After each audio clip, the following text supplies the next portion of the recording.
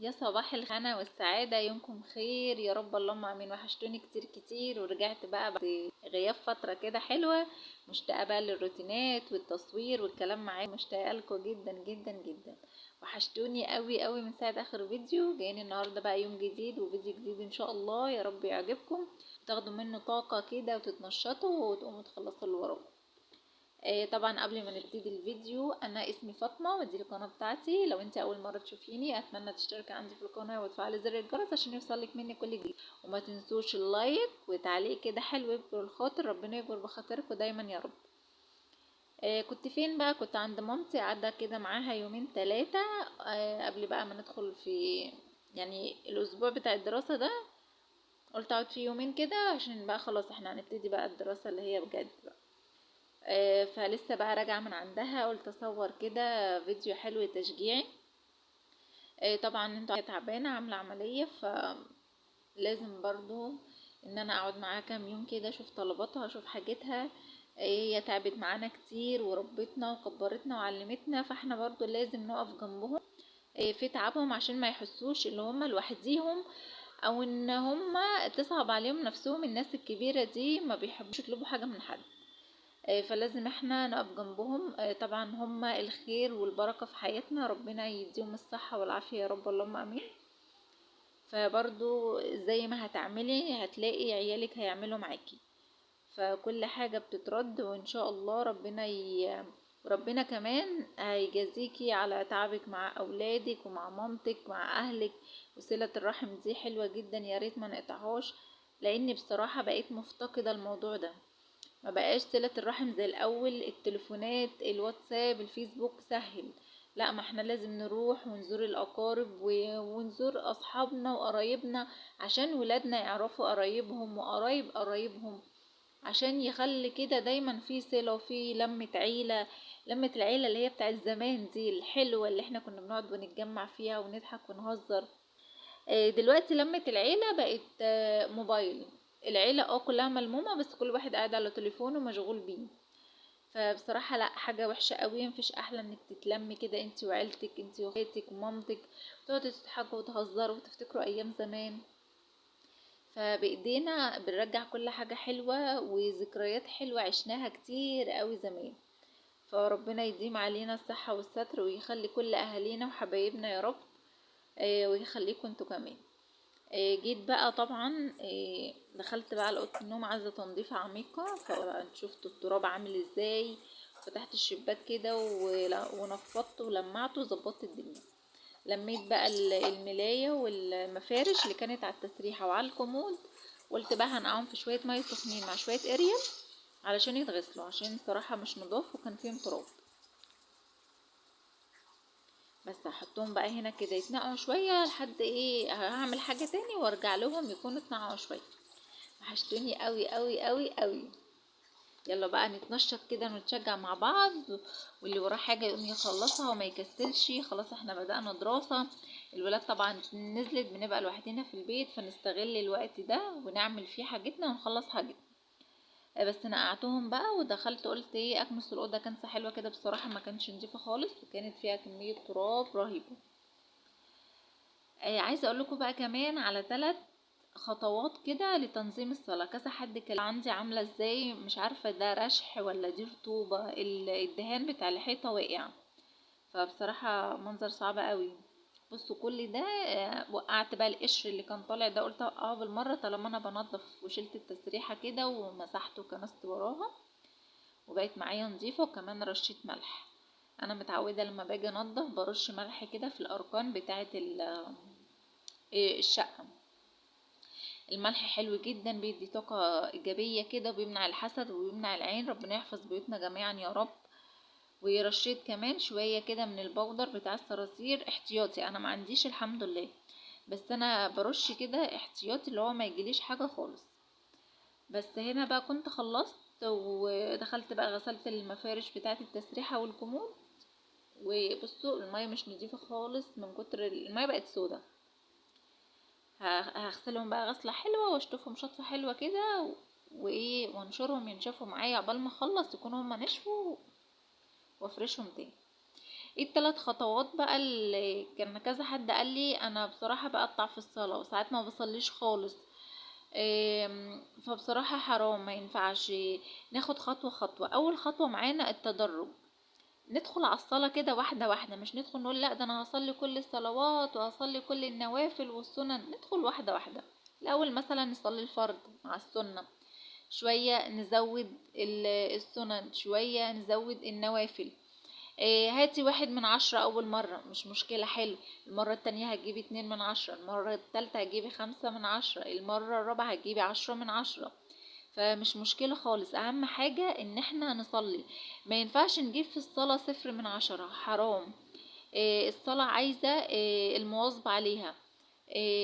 انك تخليكي قوية وقدها، ما تخليش الشيطان يتغلب عليكي، اتغلبي انتي على الشيطان وابدأي بنفسك. تاني حاجة افهم ليه انا بصلي. لو فهمتوا انتوا ليه بتصلوا هتحبوا الصلاة جدا.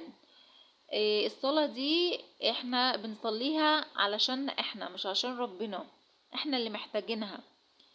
فلما تدخل كل مرة تتوضى انت كده بتروي نفسك. بصراحة هو احساس حلو قوي، مش هيحسه غير الناس اللي مواظبة على الصلاة. فما ينفعش نفوت الصلاة خالص.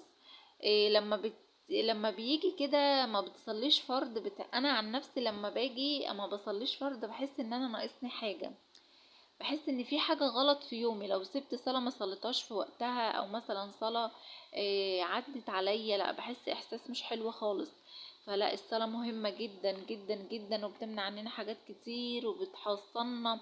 وبعدين احنا بنصلي لنفسنا مش بنصلي لأي حد تاني. تالت حاجة بقى الدعاء. كان سيدنا إبراهيم عليه السلام دايما يقول رب اجعلني مقيم الصلاة ومن ذريتي ربنا وتقبل دعائي.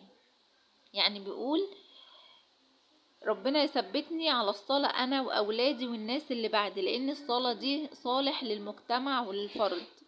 تخيل كده لما تكون بتصلي صلواتك بتحس بايه. تخيلي كده لما بتصلوا صلواتكم كلها الخمسة هتحسوا احساس حلو قوي.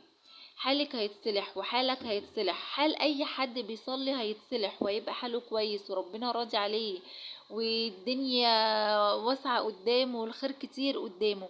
احب الاعمال الى الله الصلاة، انتظار الصلاة بعد الصلاة. ربنا بيحب جدا الانسان اللي بيستنى الصلاة ده.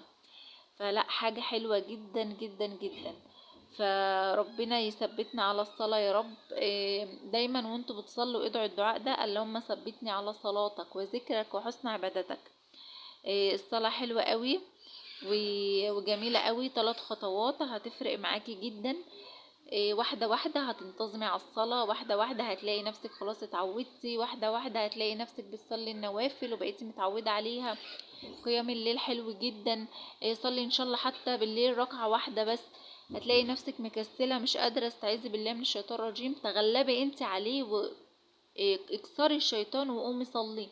اول لما بتسجدي الشيطان بينهار من العياط، فاحنا عايزين نتغلب على الشيطان مش الشيطان يتغلب علينا.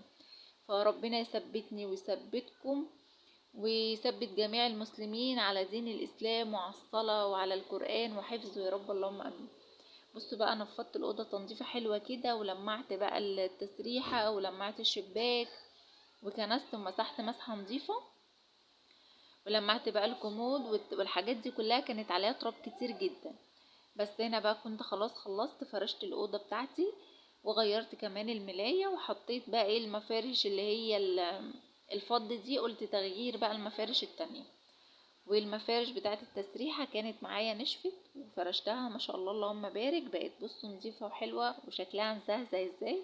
ولمعت كمان الحاجات اللي على التسريحة علشان التراب وكمان عقمتها. فعلا. هنا بقى طلعت اللحاف لان الجو عندنا برد فاحنا بنسقع بالليل، فانا طلعت اللحاف عشان بنستغطى بيه. ولمعت كمان معايا الدولاب ولمعت الازاز ولمعت كمان الشباك. ما شاء الله اللهم بارك. الاوضه بعد ما نطفت بقت حلوه كده ومريحه ومرتبه وحسيتها انها وسعت قوي. فالنظافه فعلا شيء حلو جدا جدا جدا. بس خلصت بقى قلت انقع كمان الملايه. وحطيت بقى الاريال، وحطيت كلوروكس الوان، وحطيت كمان داوني. بحب قوي لما باجي اغسل غسيل بحب احط ميه مخلطه، يعني ميه سخنه على ميه ساقعه عشان الغسيل معايا ينضف ويتعقم ويبقى نظيف.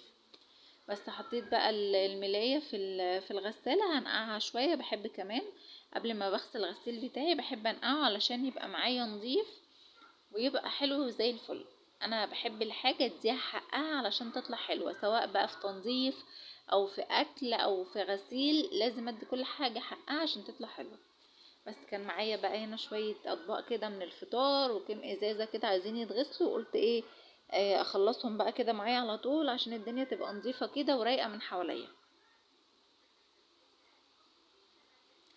اللهم صل وسلم وبارك على سيدنا محمد وعلى اله وصحبه اجمعين. لو انت لسه بتسمعيني لحد هنا ما تنسيش تحطي لي اللايك، اهم حاجه لايك، وتعلقي لي كده تعليق حلو ويكبر الخاطر. ربنا يكبر بخاطركم دايما ويخليكم نعمه في حياتي. بحبكم جدا في الله. بس انا بقى خلاص كنت غسلت الحاجه وشطفتها شطفه حلوه كده، وقلت اغسل بقى الازايز عشان تبقى معايا نظيفه. بحب اغسلها كده من الوقت للتاني عشان مكان ما بنشرب بقى والاولاد وماسكينها وكده.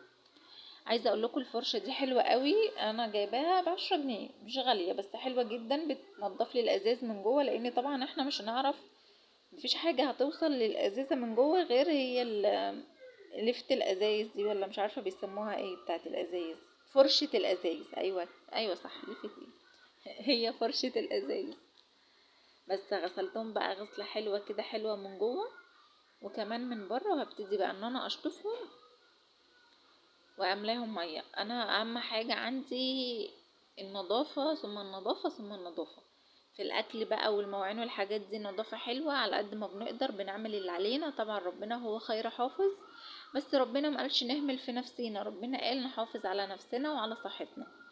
فربنا يعافينا يا رب من اي امراض، ويعافينا من اي كوارث، ويدينا الصحه والعافيه يا رب، اللهم امين. عايزاكوا بقى وانتوا بتتفرجوا عليا كده تدعوا لأمي دعوة حلوة ان ربنا يشفيها يا رب ويخليها ويبارك في صحتها، لانها هي فعلا اليومين دول تعبانة قوي، فربنا يشفيها ويديها الصحة والعافية يا رب. وغسلت كمان الغطيان بتاعتهم علشان تبقى نظيفة.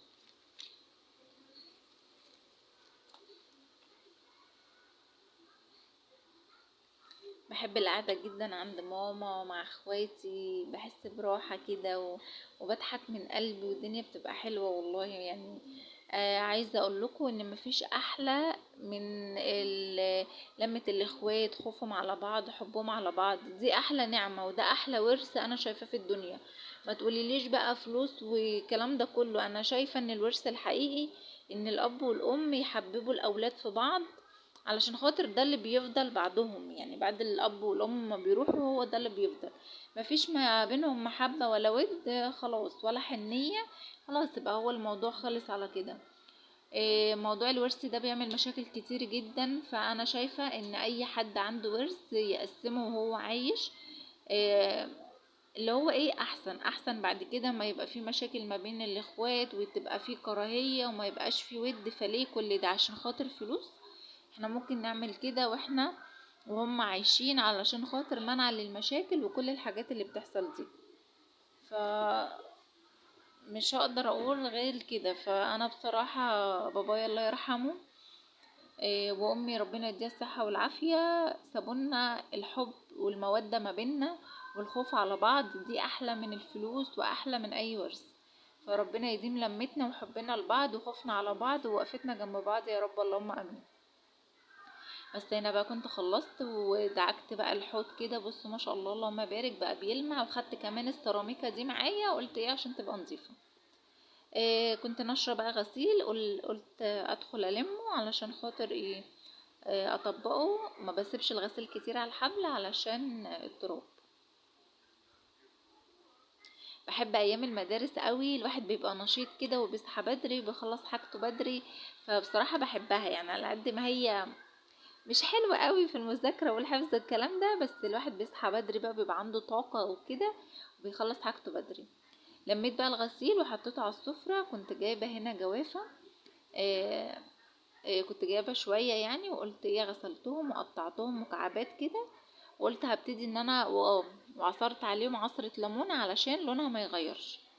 وهبتدي بقى اللي انا احطها اكيسها في الاكياس علشان خاطر ايه، اشيلها معايا في الفريزر. بصراحة بحب اعمل لهم العصير الفريش ده بيبقى حلو جدا، احسن من العصائر المعلبة. احنا بنبقى مش عارفين معمولة ازاي ولا من ايه.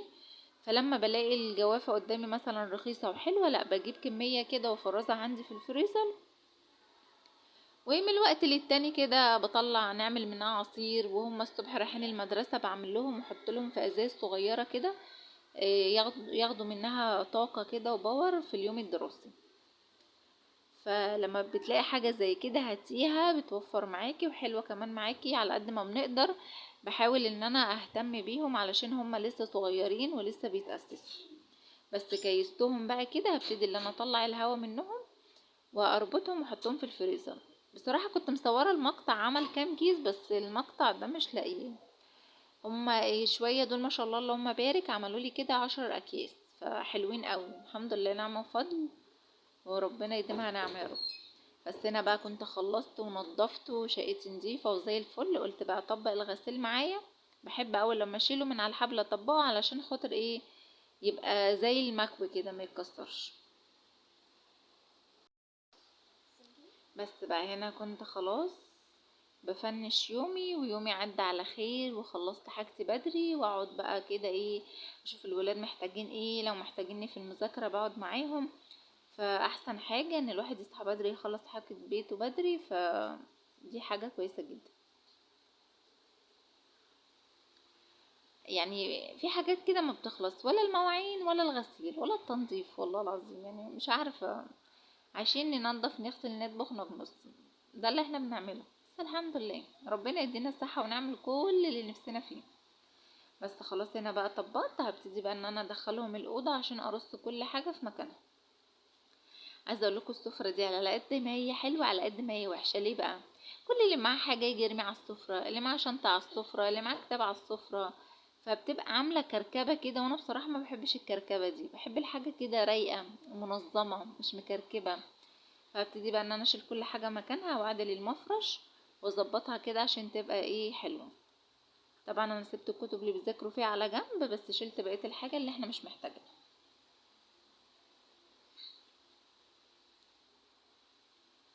انا بقى كنت بظبط معايا المفرش، عايزه اعمله كده شكل حلو عشان يديني شكل. هنا بقى خلاص كنت خلصت كده والسفرة بقت رايقة كده ونضيفة. وده كان الفيديو بتاع النهاردة، يا رب يكون عجبكم. اشوفكم ان شاء الله في فيديو جديد. مع السلامة.